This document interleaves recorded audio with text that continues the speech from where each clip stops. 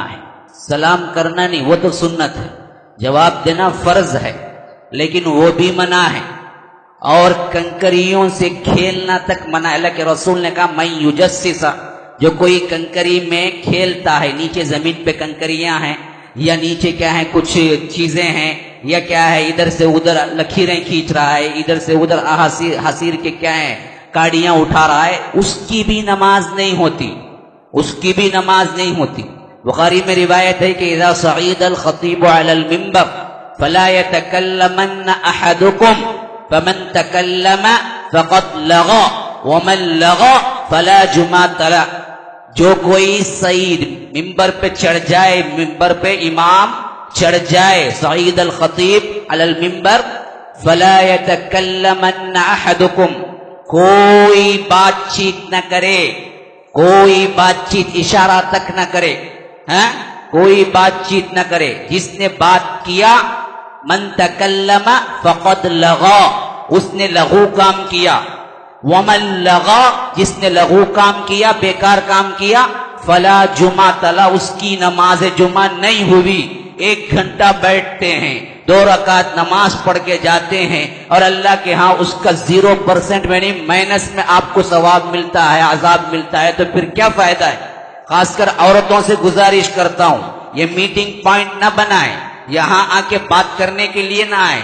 پہلی چیز ذہن میں رکھیے کہ عورتوں کو نماز جمعہ نہیں ہے، بچوں کو نہیں ہے، عورتوں کو نہیں ہے، مسافر کو نہیں ہے، مقیم مرد کو جمعہ ہے، اجازت ہے عورتوں کو آ جانے کی۔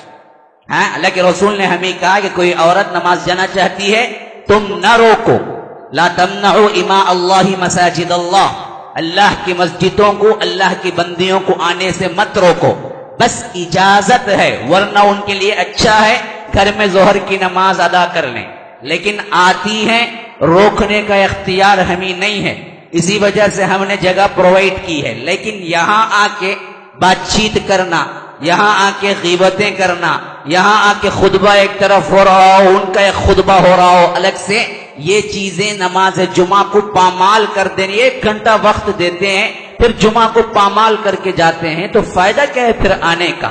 خاموشی، حتیٰ کہ اللہ کے رسول نے کہا کوئی شور کر رہا ہے، کوئی شرارت کر رہا ہے، آپ اس کو کہیں کہ خاموش رہو۔ نہیں عن المنکر، یہ دراصل فریضہ ہے، واجب ہے۔ من رأى منکم منکرا فلیغیرہ بیدہ فإن لم يستطع فبلسانہ فإن لم يستطع فبقلبہ وذلک اضعف الایمان، جو کوئی مسلمان برائی کو دیکھے، منکر کو دیکھے کہ وہ ہاتھ سے روکے، نہ ہو سکے تو زبان سے روکے، نہ ہو سکے تو دل میں برا محسوس کرے، اگر یہ کیفیت بھی نہ آئے تو پھر اس کا ایمان ہی نہیں ہے، اضعف الایمان۔ تو کسی شرارت کو، کسی منکر کو، کسی کیا ہے برائی کو دیکھے تو روکے، لیکن نماز کے خطبے میں جمعہ کے کوئی شرارت کر رہا ہو، خواہ بچہ ہی کیوں نہ ہو، آپ کہیں کہ خاموش رہو جی، تو اس کی نماز بھی گئی، اس کی نماز بھی گئی، اس نے بھی لغو کام کیا۔ ہاں اللہ کے رسول نے کہا کہ اس کو خاموش رہو کوئی بولا تو اس کی بھی نماز گئی۔ نماز جمعہ جس طرح عبادت ہے، خطبہ عبادت ہے، خطبہ یہ عام بیان نہیں ہے، خطبہ عبادت ہے اور اس کا اثر نماز پہ پڑتا ہے۔ ہمتن گوش صرف سننا ہے، حتیٰ کہ علماء نوٹ کرنے کی بھی اجازت نہیں دیتے۔ خطبہ جمعہ میں کوئی نوٹ کرتا ہے تو یہ بھی اجازت نہیں ہے، کیونکہ اس میں حرکت آتی ہے۔ اللہ کے رسول نے فرمایا کہ اس کو بغیر حرکت کے سنو، یہ ہم پر ضروری قرار دیا۔ اور اللہ کے رسول کو چھوڑ کے ایک مرتبہ صحابہ بزنس کے لیے گئے تھے تو پوری جمعہ نازل ہو گئی، وَتَرَكُوكَ قَائِمًا، اور اللہ تبارک و تعالی نے باقاعدہ حرام قرار دیا بزنس کو۔ اذا نودی للصلاة من یوم الجمعہ فاسعوا الى ذکر اللہ وذروا البیع، اب اس کے بعد ایک پائی کا بزنس خاتم فون پہ بیٹھ کے کرو تبھی بھی حرام ہے تمہارے لیے، اسی طرح جس طرح سود حرام ہے۔ یہ عبادت ہے، عبادت۔ نماز میں حرکات و سکنات نہیں ہو سکتے، خطبہ جمعہ میں بھی اس طرح ہمتن گوش ہونا ہے کہ وہاں اشارے، بات چیت، ہنسی مذاق، آنکھوں سے اشارہ، یہ سب چیزیں نہیں، کسی کو جگہ دینا، آؤ بولنا، سب نہیں۔ یہ سب کب ہونا؟ ممبر پہ آنے سے پہلے پہلے ہو جانا۔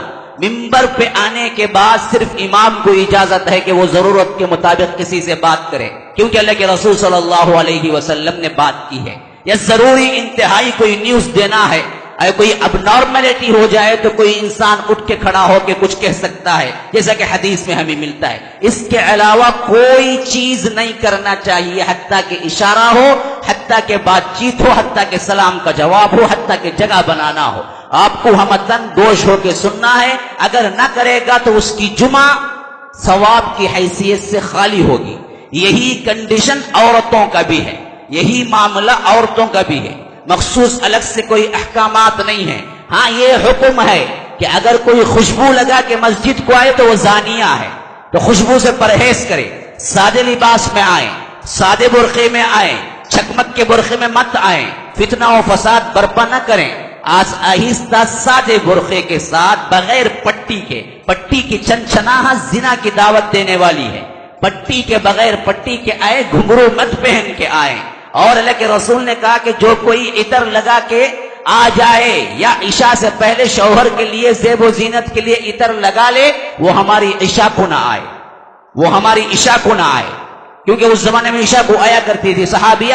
تو اللہ کے رسول نے کہا کہ کوئی اپنے شوہر کے لیے، غیروں کے لیے نہیں. یہ تو الگ ہی مسئلہ، غیروں کے لیے لگا کے نکلتے ہیں، شوہر کے لیے لگاتے ہی نہیں کبھی. جب بھی بن سور کے جاتے ہیں غیروں کے لیے، شادی بیاہ میں جاتے ہیں غیروں کے لیے. جب گھر میں ہوتا ہے شوہر بول بول کے تھک جاتا، بن سور کے رہو جی میں آتا ہوں. تمہیں کیا جی، تمہیں کیا دیکھتے ہیں، میں باہر جائیں ٹیپو کروں. تو باہر پورے شوہر ہیں، اندر پورے غیر ہیں. عجیب غریب مسئلہ بنا ہوا ہے ہماری عورتوں کا. کہاں جائے. اصل مسئلہ کیا ہے؟ اپنے شوہر کے لیے زیب و زینت اختیار کرے. رات کے موقع پر عشاء کا ٹائم ہو تو اللہ کے رسول گھر میں پڑھو. میری مسجد نبوی میں میرے پیچھے بھی نماز پڑھنے مت آؤ. تو اگر کوئی آنے ہی کا ارادہ کرے، اسے مٹا کے لباس تبدیل کرے نہیں بولے، غسل کر کے آئے بولے، وہ غسل کر کے آئے. اتنی تاکید ہے مسلمانوں. آداب سب سے پہلے، با ادب با نصیب، بے ادب بے نصیب. یہ محاورہ بڑوں کا ہے، بالکل صحیح ہے. ادب ہے سب سے پہلی منزل جس سے انسان سیکھتا ہے. بے ادبی اختیار کریں گے تو پھر ہاتھ کچھ نہیں آتا.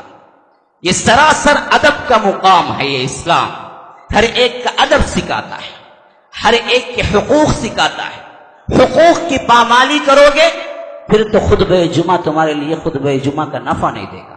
تو یاد رکھیں، میں طنز کرنا نہیں چاہتا یا آنے والیوں کو روکنا نہیں چاہتا. میں تو بڑے ادب و احترام سے درخواست کرتا ہوں ماؤں بہنوں سے اور بھائیوں سے، آداب ملحوظ رکھیں، کیونکہ یہ ہم پہ ضروری ہے. میں باوجود دل کی تنگی سے کہتا ہوں کبھی کبھی